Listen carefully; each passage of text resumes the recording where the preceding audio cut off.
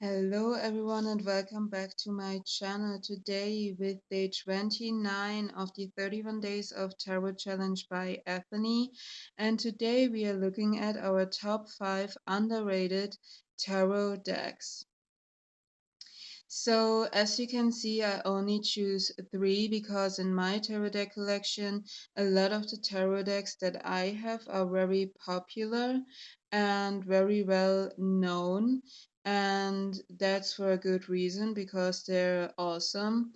But I have actually managed to find 3 in my collection that I haven't seen a lot on YouTube or Instagram and that I really love for different reasons. So the first one, we're starting with the smallest here. It hasn't the very most beautiful perfect backs.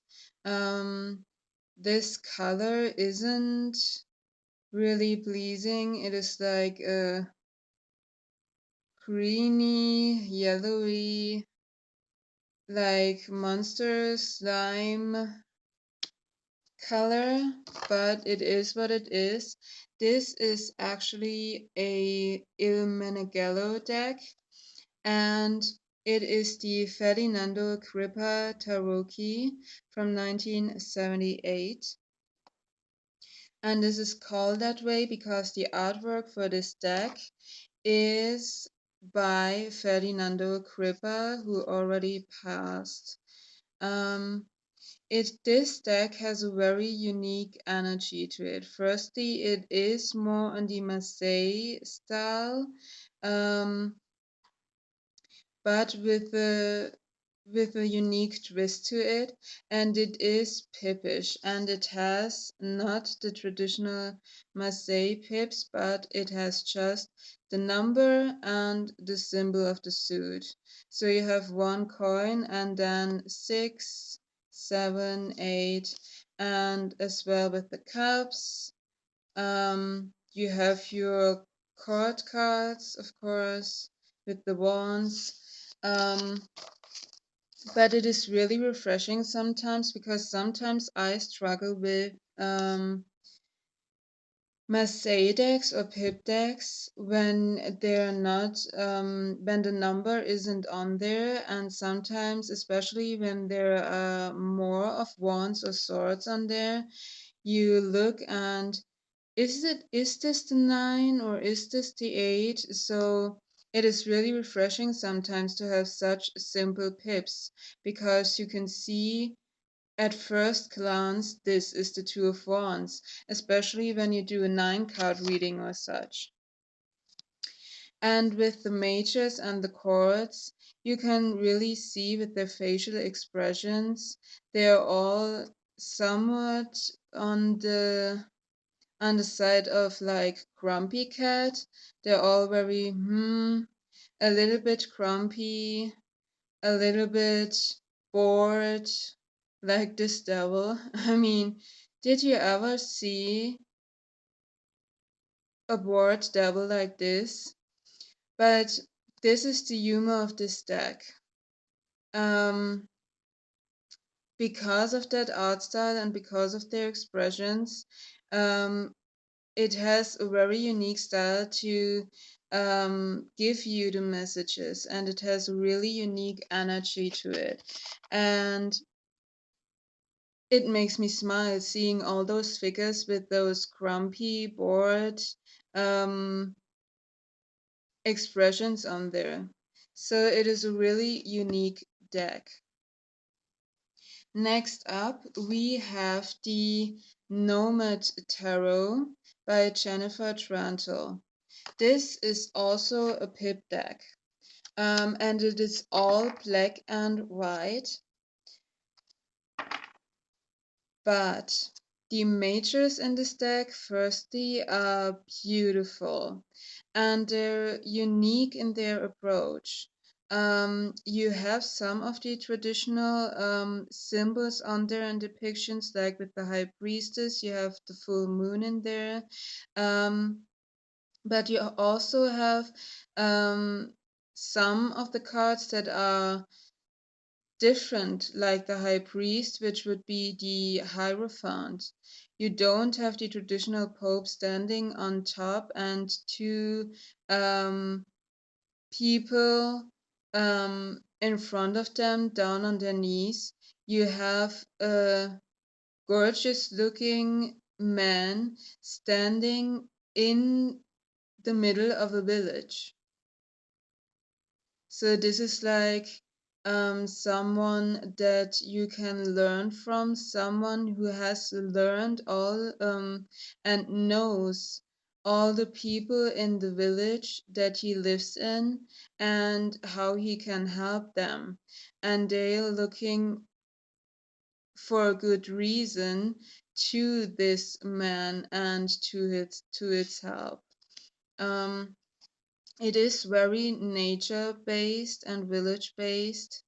So the hanged man, you don't really see a man hanging there, but you see a man in meditation. And when you're really deep in meditation, you get another viewpoint and you get messages coming in. Or the chariot, you see Salmon. And I mean, this fits perfectly with the chariot. Salmon on their way up the rivers and up the waterfalls with all of their power that they have left to get to their destination, the Wheel of Fortune, with a little hint to the threads of fate. So it adds a different symbology on there, but that symbology fits perfectly, like the spider web with the devil, fits perfectly with the meaning and is really refreshing to read with those.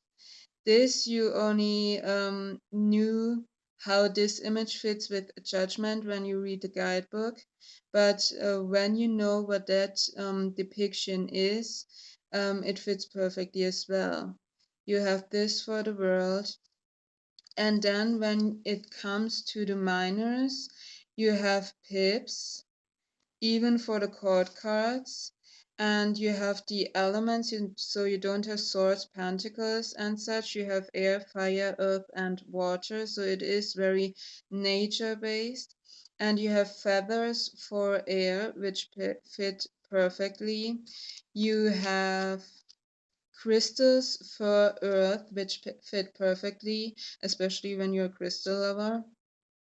You have moth for fire, which fit perfectly as well with the transformation aspect, and shells for water. So I really love this deck. And the guidebook for this is also really good. It doesn't come with the deck, you have to order it separately, but it really goes into what you see on the cards, into a story for each of the cards. So it's really nice to read. And lastly, we have Britts Third Eye Tarot. This deck I don't really see as much on YouTube. I did see it. Ethony did an unboxing of this one, and I really forgot about it then. And I found it on make playing cards, and I looked at those images and I thought, wow, they're perfect. So you have a little bit of those manga style, very colorful images, but the depictions of most of those are so perfect. And also unique. You have the high priestess with a mirror. I mean, come on. You have the emperor as a tree with its roots. You have the hierophant with the box around the head. You have the lovers with those hands holding together, but with different pathways. Strength is awesome. You have the Wheel of Fortune as yin and yang symbol. You have the Hanged Man just seeing an arm bound onto death, really traditional temperance in meditation pose with those balancing stones. I mean, come on, and you really get also the water and the fire mixing, the devil with the mirror. I love that. Um, the tower, you don't actually a tower crumbling and people falling off, but you see a human being, a person which is in a tower moment, and this expresses this feeling definitely. The sun, I mean, come on, this is a perfect sun card. You get really the energy, the strength of the sun, the power, the light, and confidence. So, judgment with the third eye open and the eyes closed. So it's really perfect, and as well as the minors. So I think this deck really needs a lot more attention.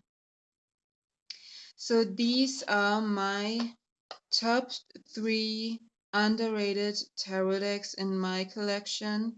I hope you enjoyed it. Please don't forget to like and subscribe, and let me know down in the comments what are your underrated tarot decks. Maybe I haven't heard about them and I really like them. So feel free to comment and let me know. And until next time, bye.